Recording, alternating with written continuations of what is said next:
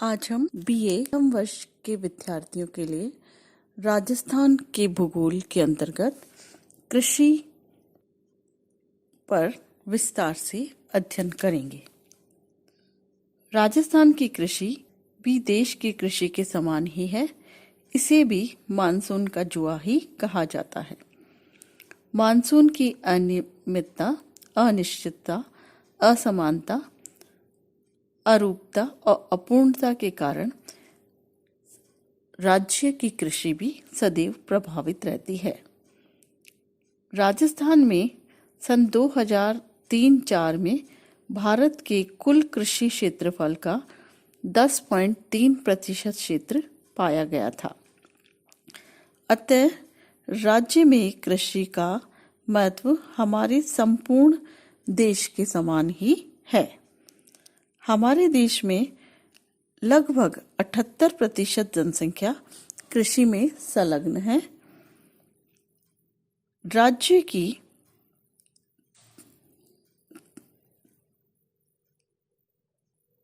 लगभग 3,42,00,000 हेक्टेयर भौगोलिक क्षेत्रफल में से 60% ही शुद्ध कृषि क्षेत्र है, जिनके अंतर्गत फसलों को बोया जाता है। राजस्थान का उत्तरी पश्चिमी भाग, जो कुल क्षेत्रफल का 61% है, मरुस्थलीय या अर्ध मरुस्थलीय क्षेत्र है और यहाँ पर पूर्णतया वर्षा पर आधारित कृषि की जाती है। राज्य का दक्षिणी पूर्वी क्षेत्र कुल क्षेत्रफल का लगभग 39% है। ये क्षेत्र उपजाऊ और पर्याप्त वर्षा प्राप्त करने वाला क्षेत्र है। यहाँ पर मिट्टी काली, बलुई और दोमट उपजाऊ मिट्टी है, जो कुल क्षेत्र का लगभग 65% है। राजस्थान में 2009-10 में शुद्ध कृषि क्षेत्र 16,974,000 हेक्टेयर था, जो राज्य के क्षेत्रफल का 51.5% था और सन 2004-05 में ये कृषि का क्षेत्र 48.3% ही था, जिसमें बढ़ोतरी हुई थी।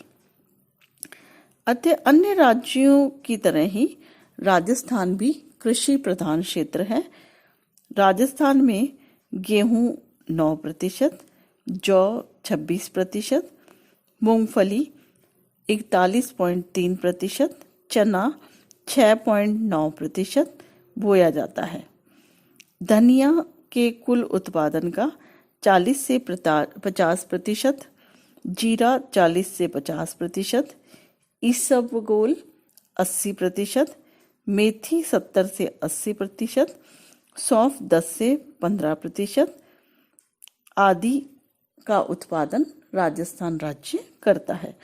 अर्थात राजस्थान में तिलहन, कपास, धनिया, जीरा, मिर्च, बाजरा, मोठ, सरसों, मेथी के उत्पादन में ये प्रथम स्थान रखता है।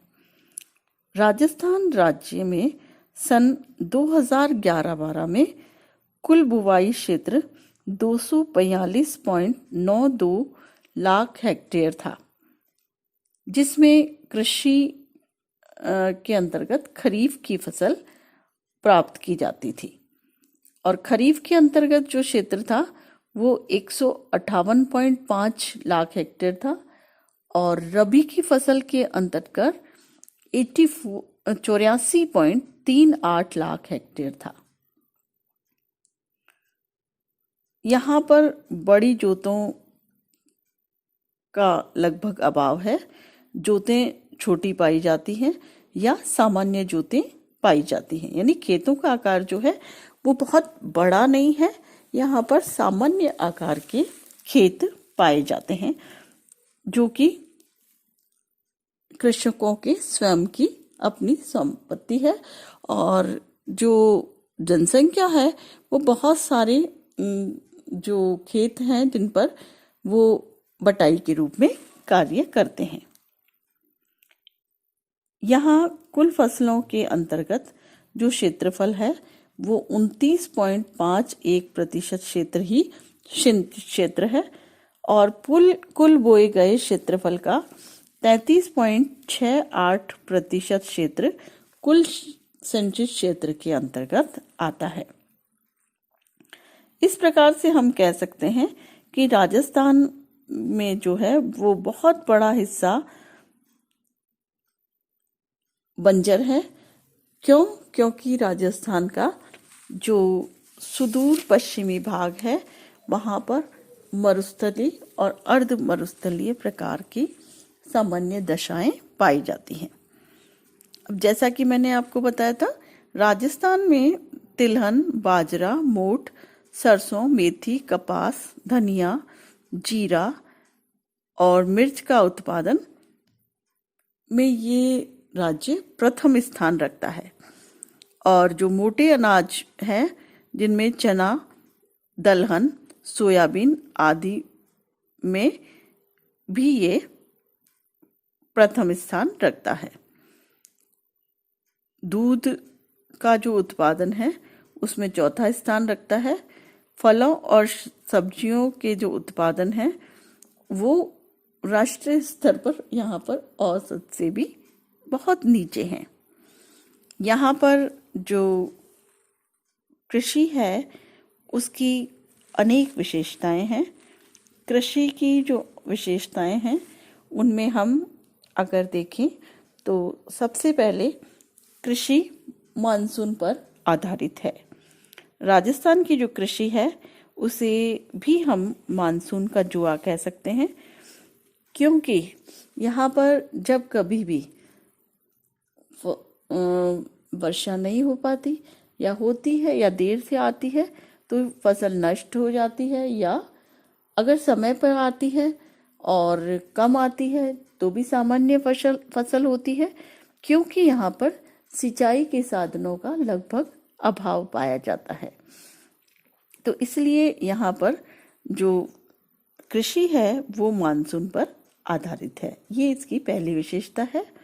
दूसरी विशेषता है खाद्यान्न फसलों का आधिक्य।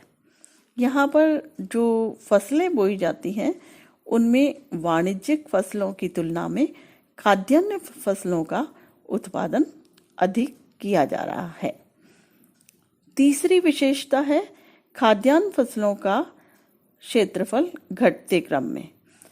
पंचवर्षीय जो योजनाएं लागू की गई थी उनमें अब धीरे धीरे जो खाद्यान्न फसलें हैं जिनमें गेहूं, बाजरा, ज्वार, जौ, मक्का और चना आदि का धीरे धीरे जो है वो क्षेत्र कम किया जा रहा है, और जो दूसरी फसलें हैं जिसे कैश क्रॉप कह सकते हैं, जैसे कपास है और गन्ना है, तिलहन है, इन सब की कृषि को बढ़ावा दिया जा रहा है।